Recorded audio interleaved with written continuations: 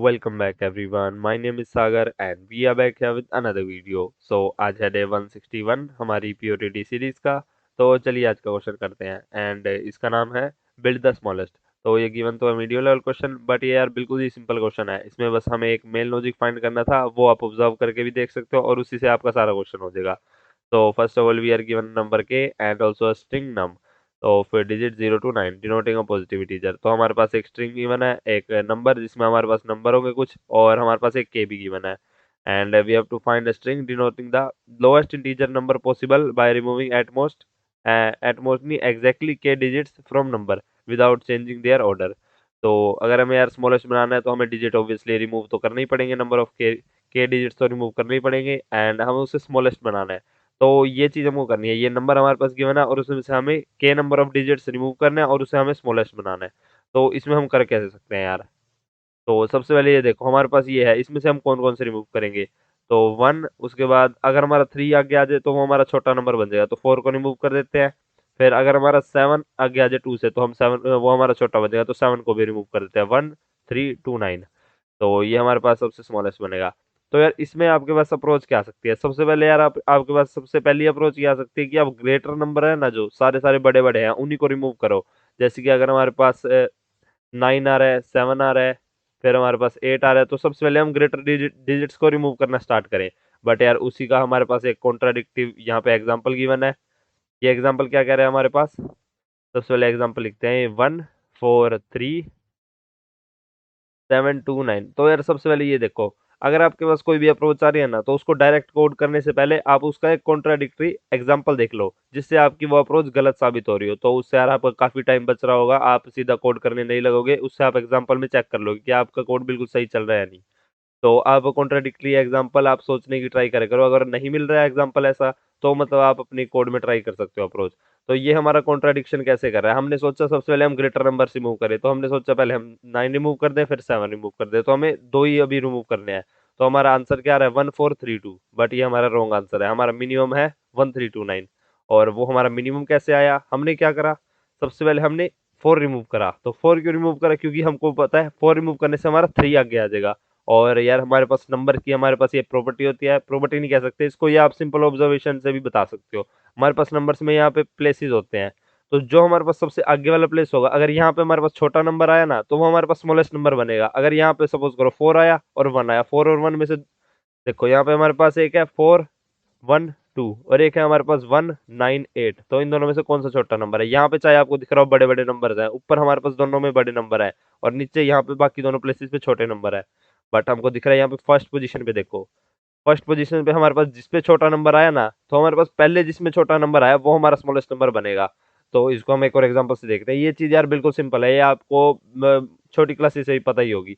1 आ रहा है, यहाँ पे हमारे पास 9 आ रहा है, और यहाँ पे अगर 9 आ रहा है और यहाँ पे 1 आ रहा है, फिर यहाँ पे 8 आ रहा है, यहाँ पे 2 आ रहा है।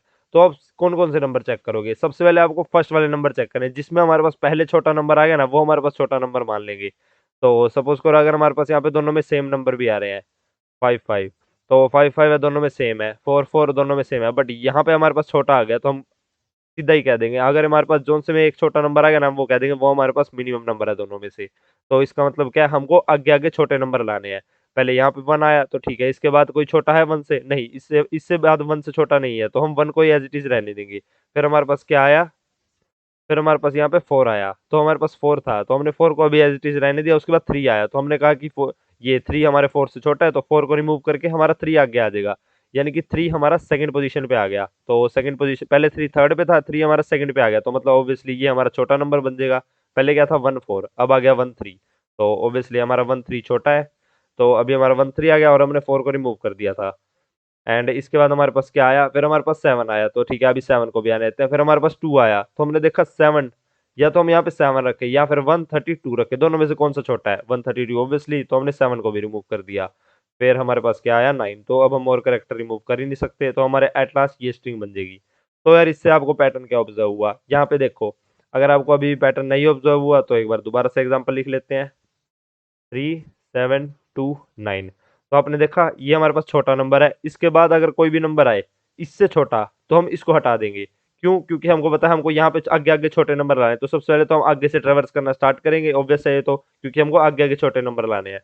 तो अभी हमने ये नंबर रख दिया, जब इससे कोई छोटा आएगा तो हम इसको रिमूव कर देंगे। तो उसके बाद 4 आया, तो अभी हमने 4 रख दिया, 4 से कोई छोटा आया तो उसको रिमूव कर देंगे, इसको रिमूव कर देंगे ताकि हमारे पास छोटा नंबर आगे आ जाए, है ना? तो इससे आपको यही पैटर्न पता लग रहा था, हमारे पास कोई बड़ा नंबर है, उसके बाद कोई छोटा नंबर है, तो हम बड़े नंबर को रिमूव कर देंगे ताकि हमारे पास छोटा नंबर आगे आ जाए और हमारे पास स्ट्रिंग स्मॉल हो जाए। तो अभी 4 आया तो हमने 4 को भी एज़ इट इज़ रख दिया। फिर हमारे पास 3 आया, तो 3 हमने देखा कि 3 तो 4 से छोटा है, तो 4 को रिमूव कर दो। तो यहाँ से हमने 4 को रिमूव करा और 3 हमारा आगे आ गया। 3 यहाँ पे आ गया, फिर हमारे पास क्या आया 7। तो अभी हमने 7 को भी एज़ इट इज़ रखा कि अगर हमारे पास 7 के बाद कोई 7 से छोटा आया तो हम 7 को रिमूव कर देंगे। तो वही हमने किया, अभी 2 आया तो हमने 7 को रिमूव कर दिया। अब हमारे k की वैल्यू फुल होगी तो जितने नंबर है हमने एज़ इट इज़ रख देने हैं 9। तो ये हमारे पास फाइनल स्ट्रिंग आ गई। तो इसका मतलब क्या है, हमारे पास फाइनल में हमारे पास कंक्लूजन क्या बना, कोई बड़ा नंबर आ रहा है तो उसको रिमूव कर दो, अगर उसके बाद कोई छोटा नंबर मिल रहा है तो। तो वो चीज़ यार हम कैसे करेंगे, हमारे पास कोई ऐसा एग्जाम्पल भी आ सकता है, देखो पहले हमारे पास 3, 4, 5, 1। तो इसके अंदर आंसर क्या आएगा, अगर हमारे पास k की वैल्यू 3 है, हमको 3 एलिमेंट रिमूव करने हैं, तो हमारा आंसर क्या आएगा, ऑब्वियसली 1। तो हम क्या करेंगे, सबसे पहले 3 आया, तो 3 के बाद अगर कोई बड़ा नंबर आया तो हम उसको रिमूव कर देंगे 3 को, ठीक है। पहले 3 आया, फिर 4 आया, तो हमारे पास 4 ऑब्वियसली 3 से बड़ा है, तो अभी हम नहीं रिमूव करेंगे। फिर हमारे पास 5 आया, तो 5 आया तो हमारे पास 4 से बड़ा है, तो अभी हम 4 को रिमूव नहीं करेंगे। फिर हमारे पास 1 आया, तो 1 हमारे पास इन तीनों से छोटा है, तो इन तीनों को एक-एक करके रिमूव कैसे करेंगे? तो सबसे पहले हमारे पास 5 पड़ा है, तो ये हमारा यार स्टैक बना हुआ है। हम एक-एक करके स्टैक के अंदर एलिमेंट डाल रहे हैं, तो आपको ये स्टैक से अप्रोच हमारी बिल्कुल सिंपल हो जाएगी।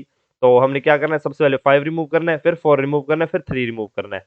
तो इसीलिए हमने यहाँ पे यार स्टैक का यूज़ करा है।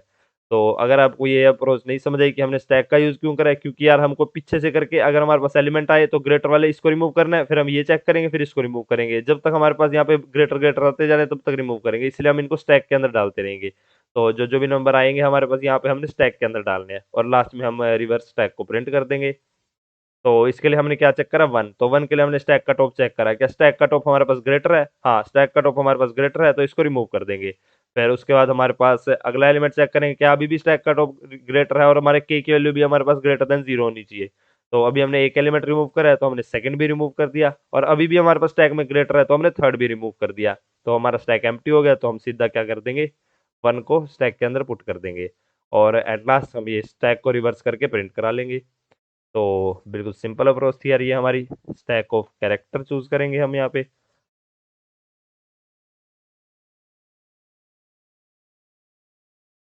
तो एक एक करके हमने सारे कैरेक्टर डालने हैं, तो ये हम यहाँ पे नॉर्मल फॉर ईच लूप भी यूज कर सकते हैं।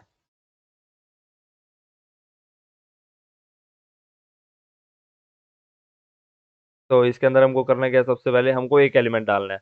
तो एलिमेंट हम कब डालेंगे, पहले हमको चेक करें क्या उस स्टैक में हमारे पास छोटा एलिमेंट पड़ा है, तो हम उसको रिमूव करेंगे और उसके बाद डालेंगे। तो पहले हमको चेक करें कि स्टैक में छोटा एलिमेंट पड़ा है क्या।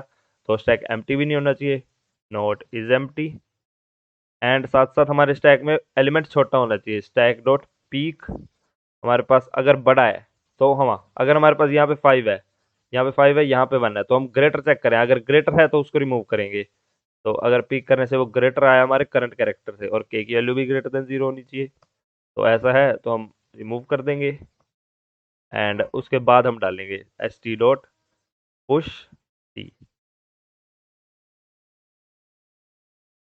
तो इसके अंदर हमने स्टैक के अंदर तभी एलिमेंट पुश करेंगे जब हमारे पास स्टैक या तो हमारे पास उसके अंदर छोटा एलिमेंट होगा या फिर इक्वल वाला एलिमेंट होगा। तो सबसे पहले हम इसको बिल्कुल स्टार्टिंग से देखते हैं, यही वाला एग्जांपल देखेंगे, 1 4 3 7 2 9।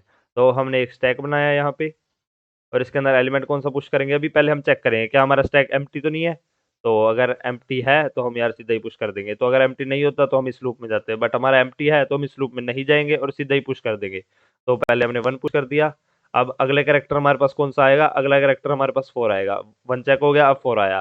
तो 4 के लिए हमने चेक करा क्या हमारा स्टैक एम्प्टी है, तो हमारा स्टैक एम्प्टी तो नहीं है। क्या हमारे स्टैक का जो टॉप का एलिमेंट है वो हमारा ग्रेटर है, तो हमारे स्टैक का जो टॉप का एलिमेंट है हमने चेक करा क्या ये हमारे पास ग्रेटर है, नहीं ये हमारे पास ग्रेटर नहीं है। तो हम इस लूप के अंदर दोबारा से नहीं जाएंगे और सीधा कैरेक्टर को पुश कर देंगे। तो अब 4 हमारे पास आ गया। तो अब 4 आ गया, अब हमारे पास 3 की बारी आई, तो 3 के लिए हमने चेक करा क्या स्टैक एम्प्टी है, नहीं स्टैक एम्प्टी नहीं है, तो हमने टॉप का एलिमेंट चेक करा। तो क्या टॉप का एलिमेंट हमारे पास ग्रेटर आ रहा है, तो यहाँ पे देखो ये वाली कंडीशन क्या टॉप का एलिमेंट हमारे पास ग्रेटर आ रहा है, टॉप का एलिमेंट हमारे पास अगर हमारे पास ग्रेटर है और हम इसको रिमूव भी कर सकते हैं, मतलब के की वैल्यू भी ग्रेटर देन 0 है, तो ये एन ही यहाँ पे के आएगा। तो अगर हमारा एलिमेंट ग्रेटर है और हम इसको रिमूव कर सकते हैं तो हम उसको रिमूव करेंगे, तो हम क्या करेंगे, इसको रिमूव कर देंगे। तो हमने इसको एस टी डॉट पॉप कर दिया और एक के माइनस माइनस भी, तो ठीक है। और यार यहाँ पे आप के माइनस माइनस मत करना, ये हमारे पास बहुत बड़ी दिक्कत होने वाली है। अगर आपने यहाँ पे के माइनस माइनस चेक करा तो यार हम जब हम ये कंडीशन चेक कर रहे हैं ना, तब भी हम के को रिमूव करते जा रहे हैं। तो हमको ऐसा नहीं करना है, हम के माइनस माइनस सिर्फ तभी करेंगे जब हमारे पास हम रिमूव कर रहे हैं। तो अगर यहाँ पे करोगे तो यार हमारा जब कंडीशन चेक कर रहे हैं तब भी हम के को माइनस माइनस करते जा रहे हैं, तो वो चीज़ हमारी दिक्कत हो जाएगी। एंड इसके बाद हमने पहले 4 को रिमूव करा, उसके बाद चेक करें क्या हमारे पास अगला एलिमेंट भी हमारे पास ग्रेटर है, नहीं अगला ग्रेटर नहीं है। तो हम इस कंडीशन से बाहर आ जाएंगे इस लूप से, एंड इसके बाद हम पुश कर देंगे। तो इसको हटाया और 3 को हमने पुश कर दिया अब। एंड अगला कैरेक्टर हमारे पास 7 आया तो एम्प्टी नहीं है, और हमारे पास टॉप का एलिमेंट हमारे पास ग्रेटर भी नहीं है, तो हम 7 को ही पुश कर देंगे।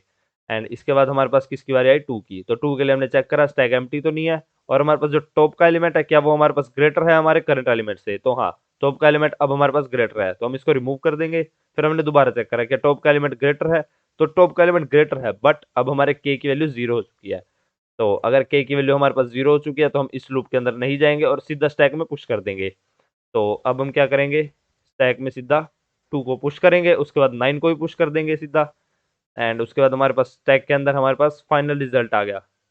तो ये हमारे पास फाइनल रिजल्ट होने वाला है। अब इसके बाद हमने क्या करना है, अब इसके बाद यार आपको बेस केसेस का भी ध्यान रखना है, नहीं तो अगर आप अभी बेस केसेस का चेक नहीं कर रहे हो तो आपने सीधा क्या करा होगा, स्ट्रिंग बिल्डर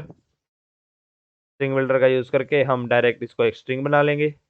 और अगर आपको नहीं पता कि हम यहाँ पे स्ट्रिंग बिल्डर का यूज़ क्यों कर रहे हैं, तो उसके लिए यार आप हमारी जावा प्लस डीएसए कोर्स के अंदर हमने डिटेल में वीडियो बनाई है, स्ट्रिंग बफर स्ट्रिंग बिल्डर क्या होते हैं और उनका यूज़ क्या होता है। तो एक बार वो डिस्क्रिप्शन में लिंक मिल जाएगा जावा प्लस डीएसए कोर्स का, एक बार चेकआउट कर लेना। तो अगर आपने यार बेस के ऊपर ध्यान नहीं दिया होगा तो इसके बाद आप सीधा ही इसको रिजल्ट में निकाल के आप सीधा रिवर्स करके प्रिंट करा लोगे। तो आप करोगे क्या, एक एक करके निकालोगे 9 को, फिर 2 को, फिर 3 को, फिर 1 को। तो ये हमारे पास रिजल्ट आ गया, इसको रिवर्स करके 1329 एट लास्ट आप रिटर्न करा दोगे। तो वाइल नॉट एम्प्टी।